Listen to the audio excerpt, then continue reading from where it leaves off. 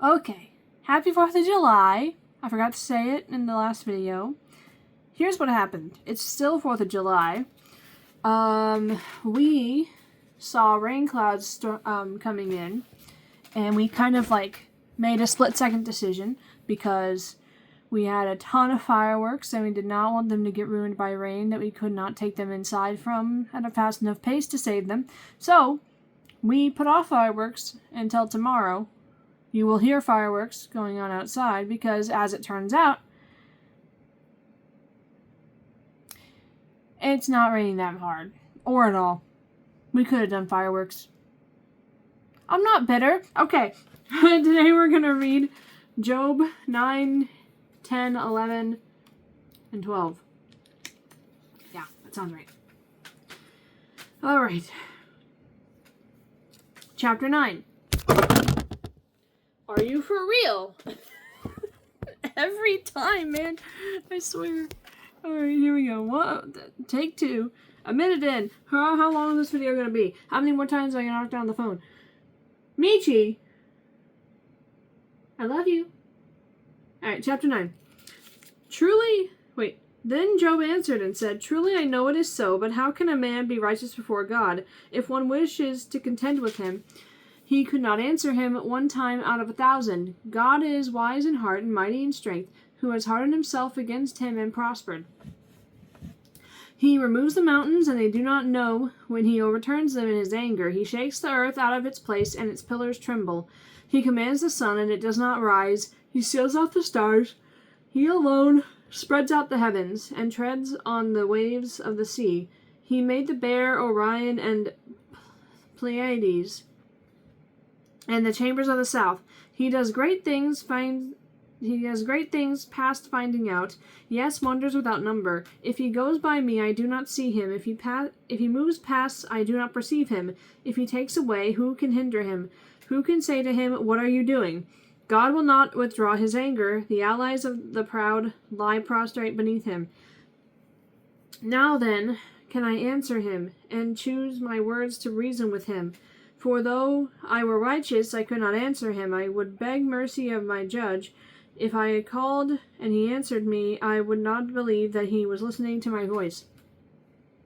For he crushes me with a tempest and multiplies my wounds without cause. He will not allow me to catch my breath, but fills me with bitterness. If it is a matter of strength, indeed he is strong, and if of justice, who will appoint my day in court?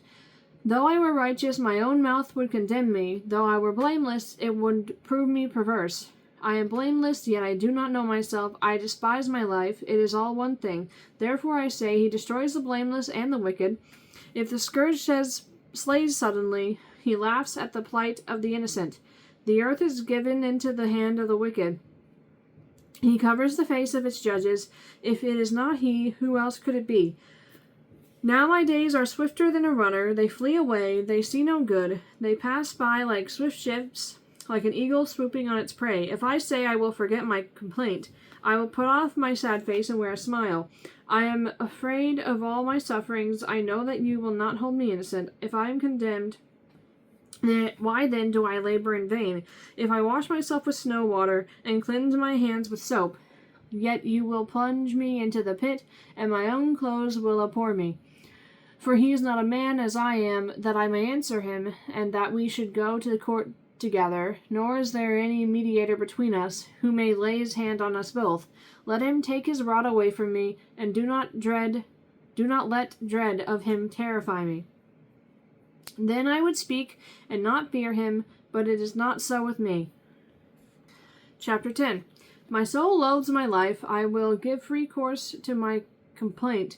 I will speak in the bitterness of my soul. I will say to God, do not condemn me. Show me why you contend with me. Does it seem good to you that you should oppress, that you should despise the work of your hands, and smile on the counsel of the wicked? Do you have eyes of flesh, or do you see as man sees?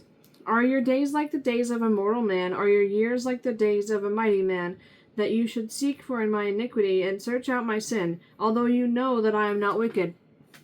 And there is no one who can deliver from your hand. Your hands have made me and fashioned me in intricate unity, yet you would destroy me. Remember, I pray, that you may have made me like clay, and will you turn me into dust again? Did you not pour me out like milk, and curdle me like cheese, clothe me with skin and flesh, and knit me together with bones and sinews?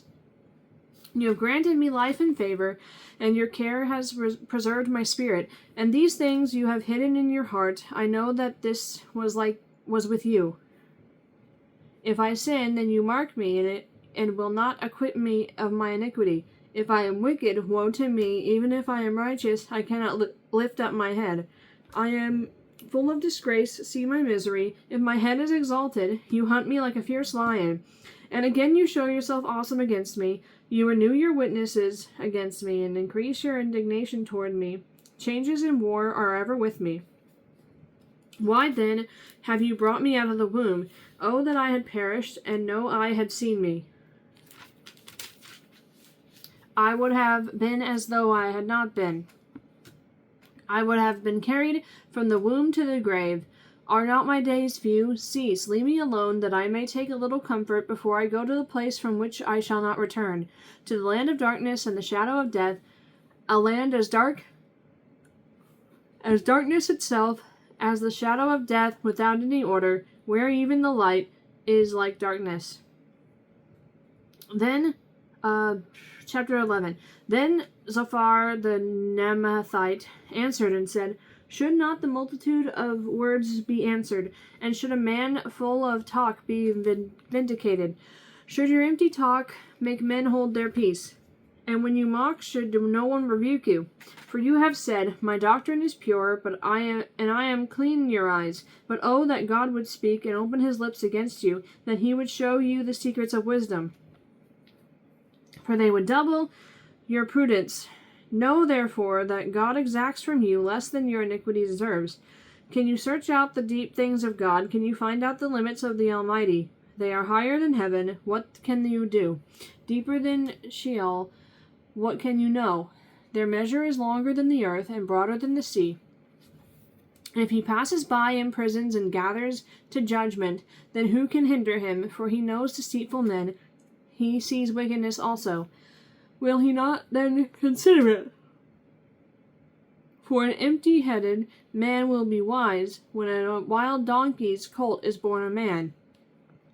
If you would prepare your heart and stretch out your hands toward him, if iniquity were in your hand, and you put it far away, and would not let wickedness dwell in your tents, then surely you could lift up your face without spot. Yes, you could be steadfast and not fear, because you would forget your misery, and remember it as waters that have passed away, and your life would be brighter than noonday.